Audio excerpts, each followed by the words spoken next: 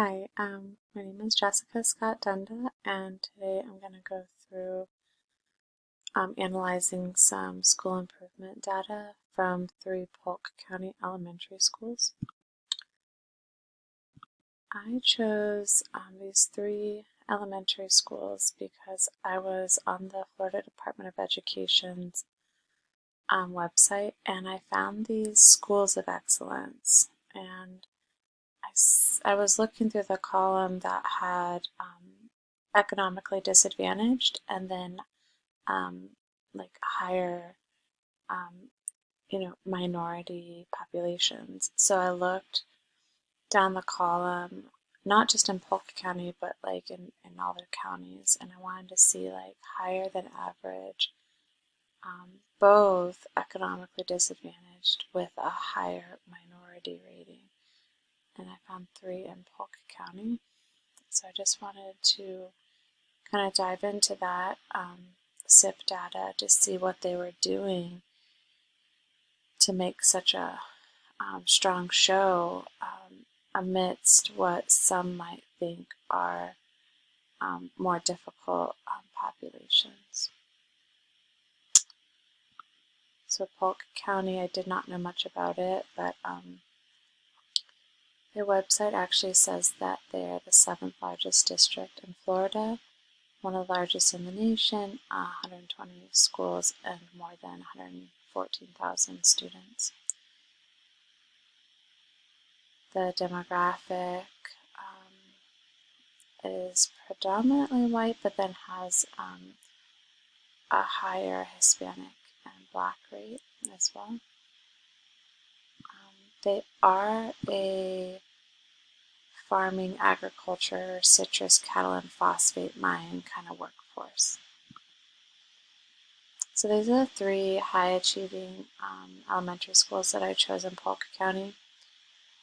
And I just made a graph here to show, so the minority rates were 58%, with economically disadvantaged of 77 at Frank Brigham.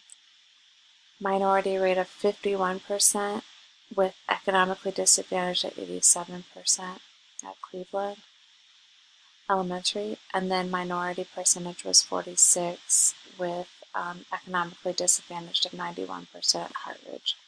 Now for the last 12 years, each of those schools has had like AB, and then there was a variance between Title I and Charter, but more, they basically were. All right. So their achievement in ELA, math, science, and then their total points were here. That made up their grade of A.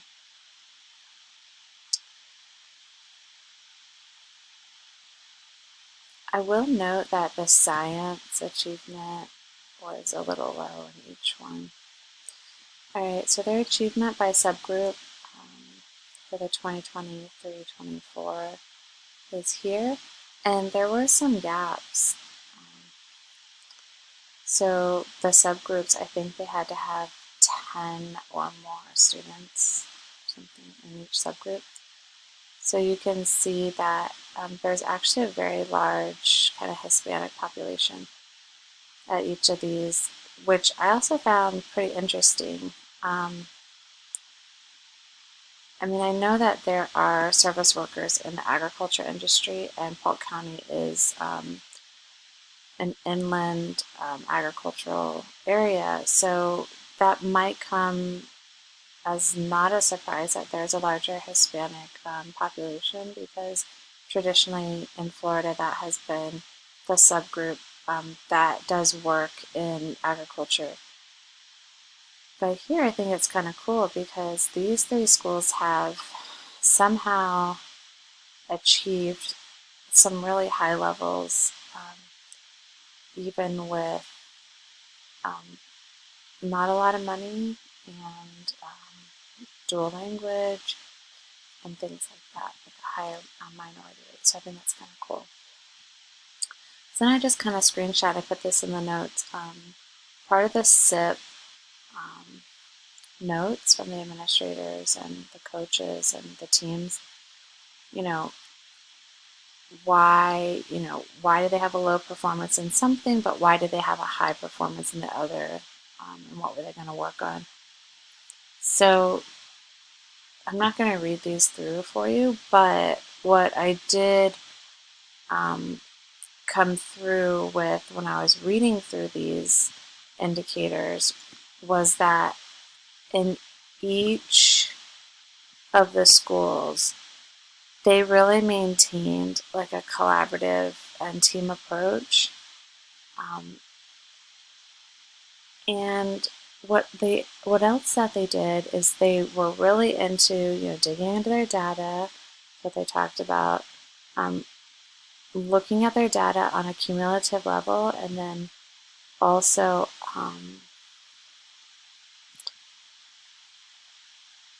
going to go to my conclusion. So basically, they were talking about one-on-one tutoring and utilizing kind of like non-staff, which would be like para-aides or auxiliary staff in small tutoring groups, and then one-on-one tutoring.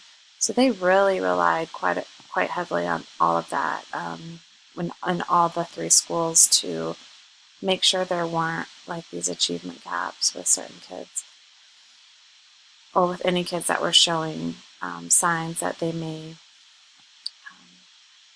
have struggles in reading or in math. Another school said that they increased critical thinking and helped with creativity by playing math games every day, school-wide. And then one of the other points of contention was science. So science kind of came up as a thread of difficulty for all three, and they had some ideas where they were going to have to drill down into more of that like technical or nonfiction text, that technical science vocabulary, and then also the reading, proficiency. So just ensuring that that was a little more succinct, and so that they could pass at higher levels the science test. And then one school did note about attendance. There was attendance data, but there was nothing abnormal that I really saw that I thought I should put in here. There was one principal in her SIP report that said, attendance could have been a concern for why, um, their levels in proficiency and one of the subjects dipped. But then another school also talked about staff, like there was a grade level or one or two teachers that thought there was no teacher like all year. So they were talking about like a staff shortage, and how that really hurt them with some of the proficiency. But I mean, overall, they did really well. So I kind of come back to that one-on-one tutoring and that really small group instruction, and then utilizing para-aides and teaching the para-aides how to teach. So they're using a lot of their reading coaches, their math coaches, and their instructional facilitators, so that all the people on the school site were teaching, not just teachers, right? So that was that. And then there's like a lot of, just data references from the SIP data and then the Florida Department of Education. But overall, that was a good dive into the data for those three higher performing schools. Thank you.